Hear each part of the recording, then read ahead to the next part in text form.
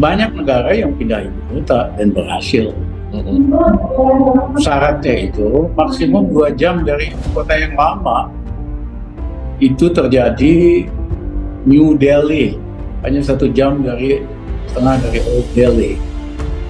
Putrajaya, Malaysia, hanya 1 jam dari Kuala Lumpur. Ya, tapi begitu ibu kotanya terlalu jauh, seperti di Brazilian City, perlu terbang 4-5 jam, gagal. Ya kan, negara-negara yang bikin ibu kota baru, jaraknya 4-5 jam, rakyat nggak ke sana, orang bisnis nggak ke sana. Ya, ini hanya jadi monumen nanti. Sejumlah pakar menilai ibu kota Nusantara di Kalimantan Timur bisa terancam menjadi kota mati. Tujuan pemerintah membangun IKN untuk pemerataan pembangunan adalah kekeliruan cara berpikir. Pemerataan pertumbuhan sama sekali tidak ditentukan oleh lokasi ibu kota. Negara adidaya seperti Amerika Serikat dengan ibu kota Washington DC yang ada di pantai timur, tetapi justru California yang berada jauh dari ibu kota adalah negara bagian yang paling kaya. Sementara negara bagian yang paling miskin justru West Virginia yang dekat dengan ibu kota, yaitu hanya 2 jam dari Washington DC. Ya.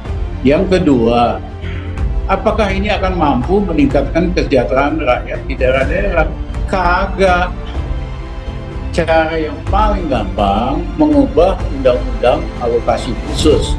Saya dulu yang bikin tahun 2001, yaitu kabupaten dan provinsi yang menghasilkan minyak bumi dan gas dapat 10% dari hasil ekspor.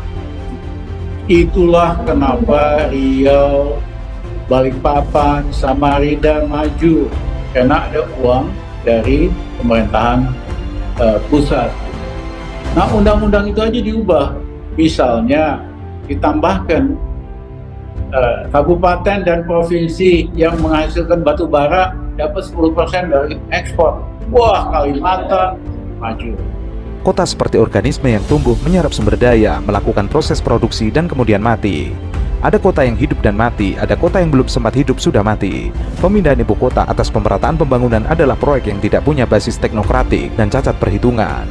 Selain itu, alasan pemindahan ibu kota karena dianggap tidak terbendungnya beban sosial ekonomi Jakarta justru tidak relevan karena Jakarta masih bisa dibenahi dengan pendekatan dan tata kelola kolaborasi. Jakarta mengalami perubahan signifikan 10-15 tahun terakhir, artinya masalah Jakarta bisa diselesaikan. Jakarta adalah proses yang memberi optimisme kepada kota-kota Indonesia bisa dibenahi. Maka pemerataan pembangunan mestinya yang dibangun bukan satu kota, tapi 18 kota besar di seluruh Indonesia.